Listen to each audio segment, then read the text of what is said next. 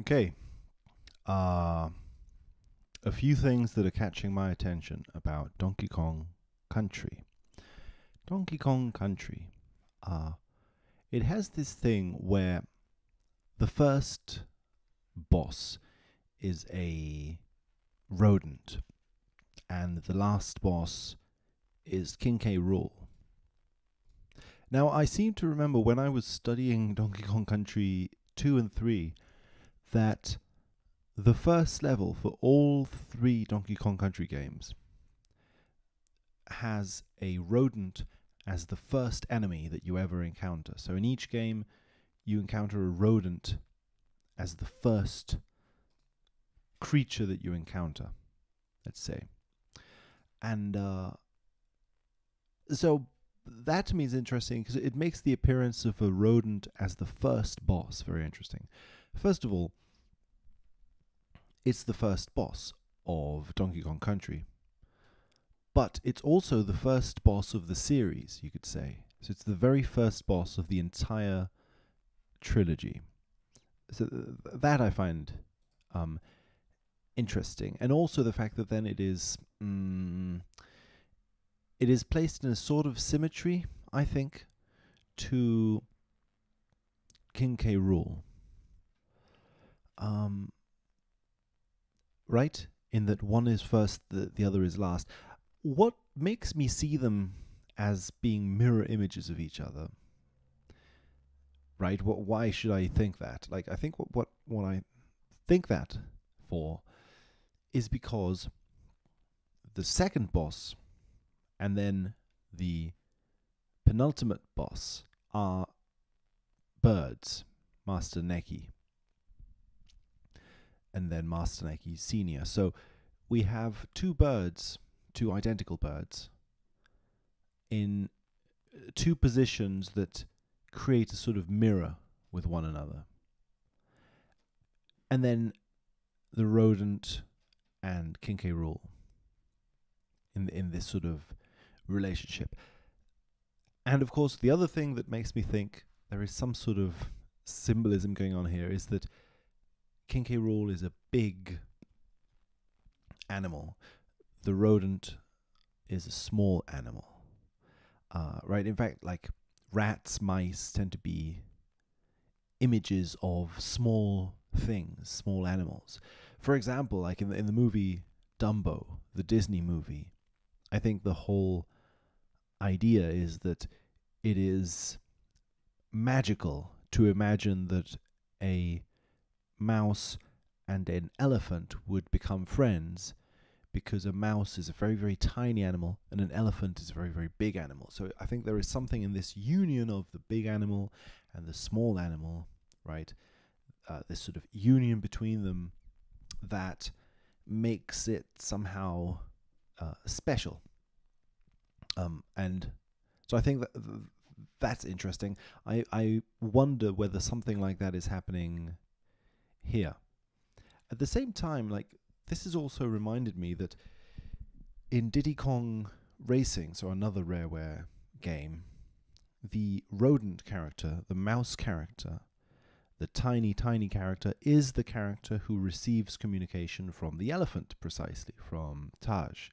So Taj, right, Taj delivers his message, his news, to the smallest of the animals. Again, I think there is something to that, and I find it interesting that this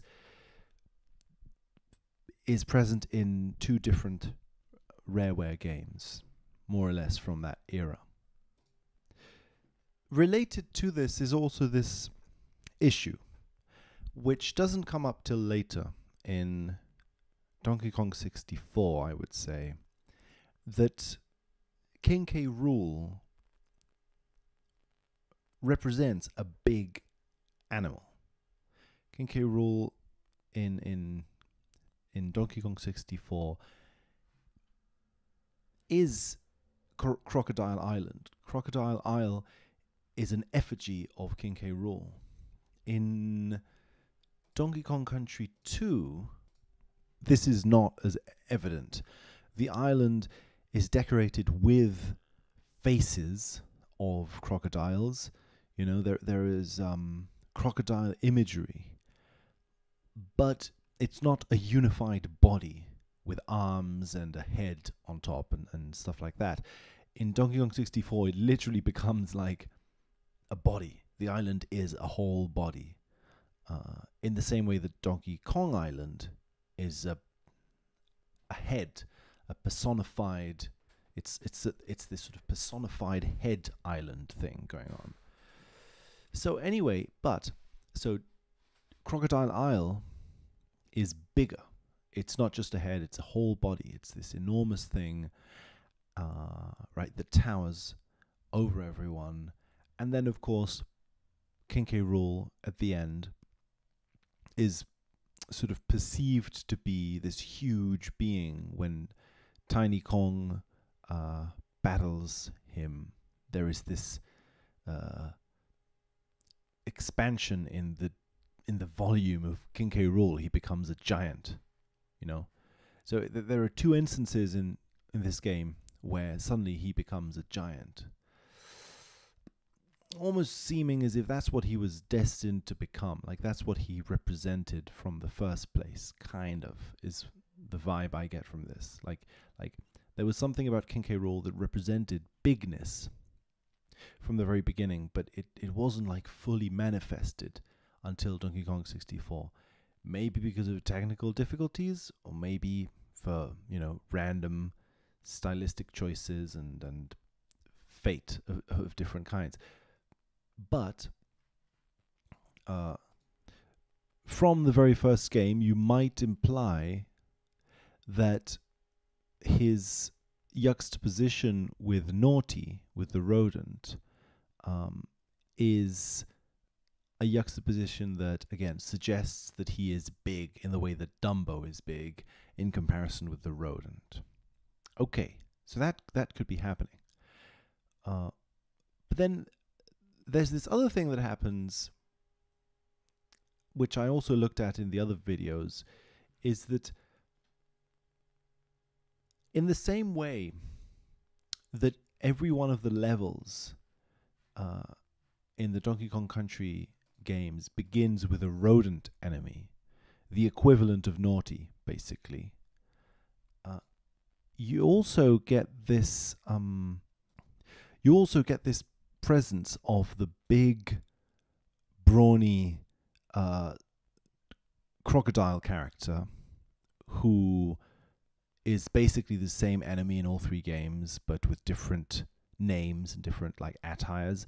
I can't remember what his name is, but you know, you'll see him on the screen. Like this same character, the same guy, in all three box arts is there.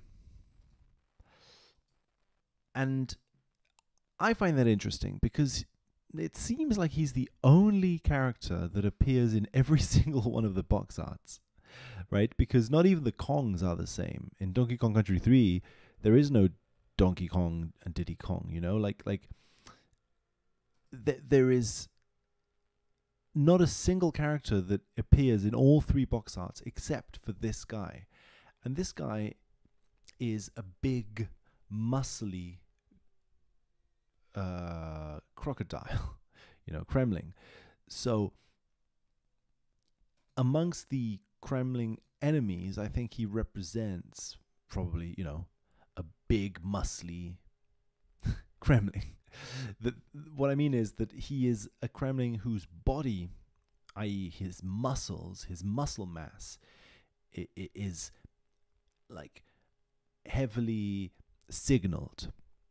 You know, there are other enemies where other things are signaled. There are enemies that have really big heads, or there are enemies that have, you know, big feet or whatever.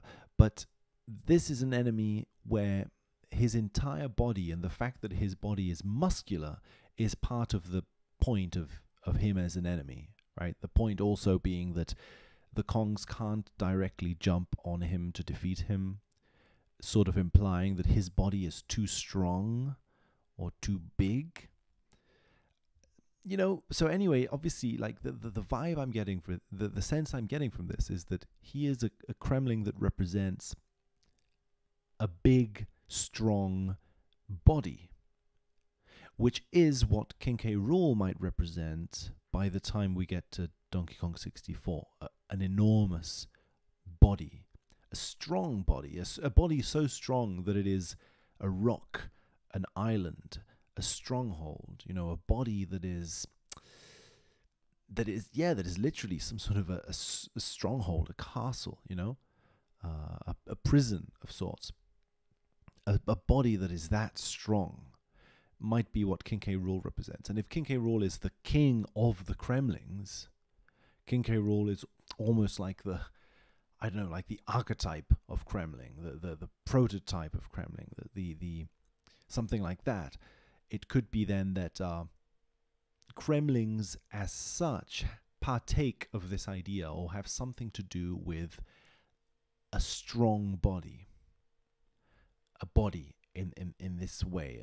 Like maybe the strength of the body, all that it signals is the fact that the body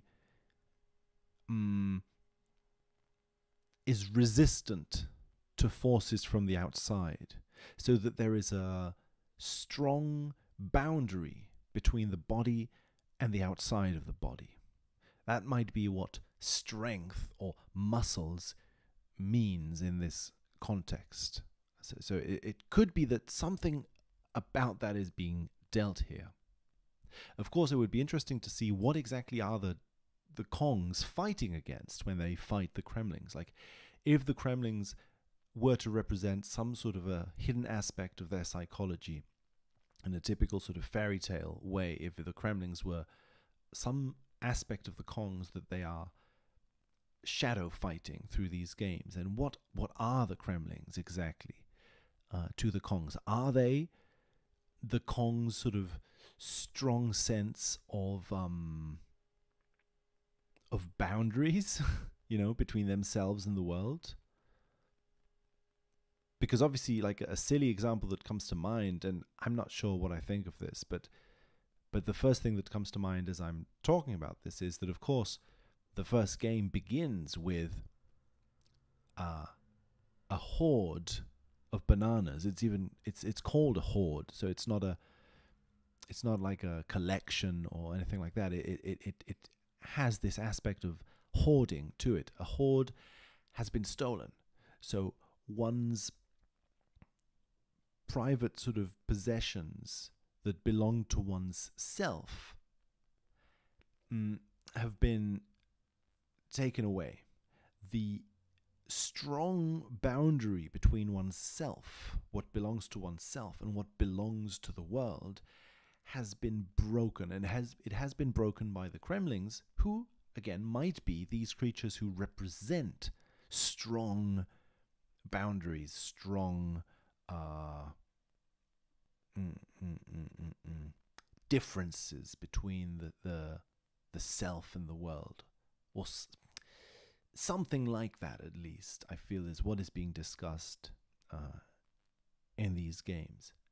And so I guess, anyway, just to end this, since I introduced the topic of the box art, it's funny because then it feels as if the fact that, so these muscly Kremlings appear like in the background of these box arts. They are in the distance, more or less. They are sort of behind the action,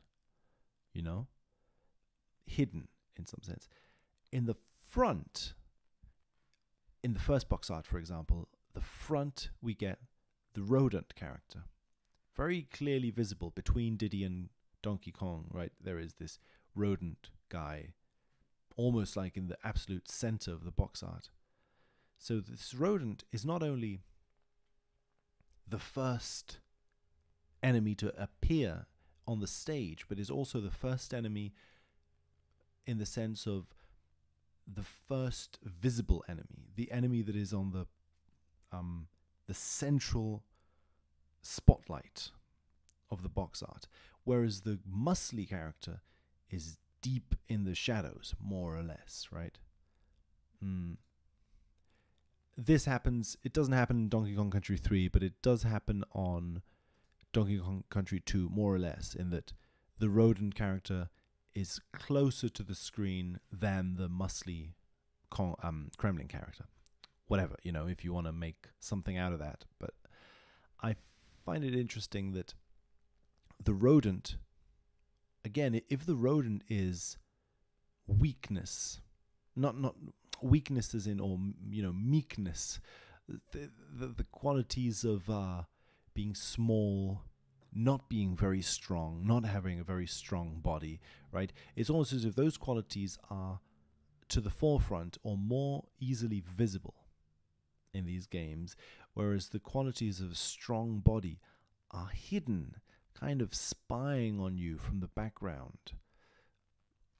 Interesting, maybe, associations between what is unconscious to the characters, what is unconscious for the Kongs, and what is conscious for them.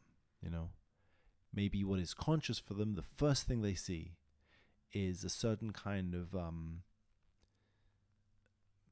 weakness, softness, meekness, something like that. And what is hidden for them, the last thing they see, both in terms of the spatial metaphor of the box art, as in the last thing that's in the box art, the thing that's in the horizon of the box art, but also the last thing they encounter at the end of their adventures is the Kremling, as in the King Kremling, King K. Rool.